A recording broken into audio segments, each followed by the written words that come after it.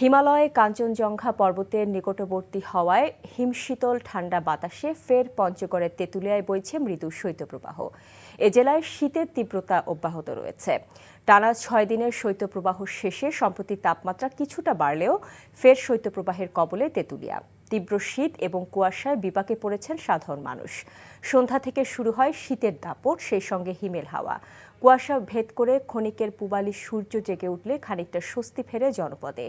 সকালে তেঁতুলিয়ায় ৯.৮ degree Celsius তাপমাত্রা record করা হয়েছে। তীব্র শীতে চরম বিপাকে খেটে খাওয়া নিম্ন আয়ের মানুষ। এদিকে শীতের কারণে বাড়তে শুরু করেছে বিভিন্ন শীতজনিত রোগব্যাধি।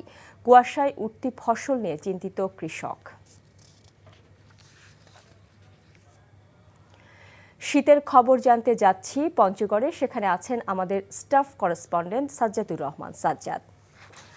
সাজ্জাদ, আবারও মৃদু শৈত্যপ্রবাহ বইছে তেঁতুলিয়াতে, তো জনজীবনে এর প্রভাব সহ সার্বিক অবস্থা আমাদেরকে জানাবেন।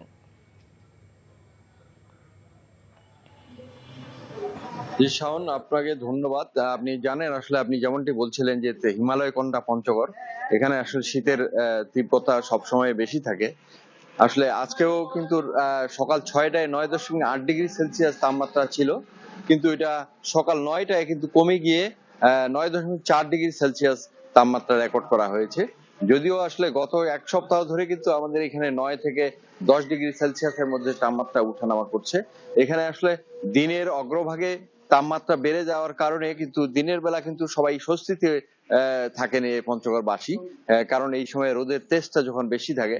কিন্তু আসলে বিকেল থেকে শুরু করে রাত এবং সকাল পর্যন্ত এখানে ঘন কুয়াশা এবং হিমালয় থেকে যে বাতাসটা প্রবাহিত হয়, এ কারণে কিন্তু এখানে শীতের পরিমাণটা আসলে বেড়ে যায়। আর এই সময়টাতেই কিন্তু পঞ্চগড়বাসী আসলে দুর্ভোগের মধ্যে পড়ে। আর এখানে আপনি বলেছেন যে শীতবস্ত্র, আমাদের আসলে এখানে এখন পর্যন্ত তেমন একটা শীতবস্ত্র বিতরণ করা হয়নি। এ কারণে আসলে শীতার্ত মানুষ কিন্তু শীতবস্ত্রের অভাবে দাঁড়ে দাঁড়ে ঘুরছেন, বিভিন্ন ইয়াতে যাচ্ছেন।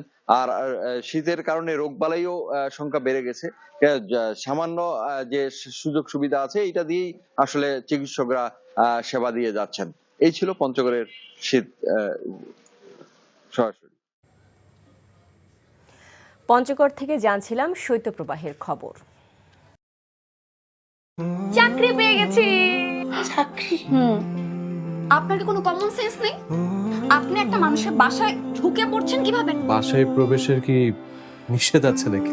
এই অসময়ে ছাদে আসার কারণ কি? নতুন করে কারো প্রেমে পড়লেন নাকি? আমি আকাশ দেখছিলাম, আকাশ দেখতে দেখতে হারিয়ে গেলাম, হঠাৎ করে আপনি আসলেন।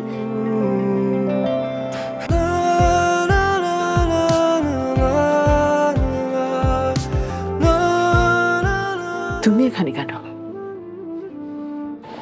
আমার অনুমতি নিয়ে এখানে আসা উচিত ছিল তোমার। মা, এই ছবিটা কার? আমার ম্যাডাম এই ছবিটা দেখে প্রতিদিন কাঁদে কেন মা? এই মেয়েটা কি সব কথা বলছে? মারিয়া, তোমার কি হয়েছে? আজ এত বছর পর কি শাস্তি দিব আপনাকে বলেন তো?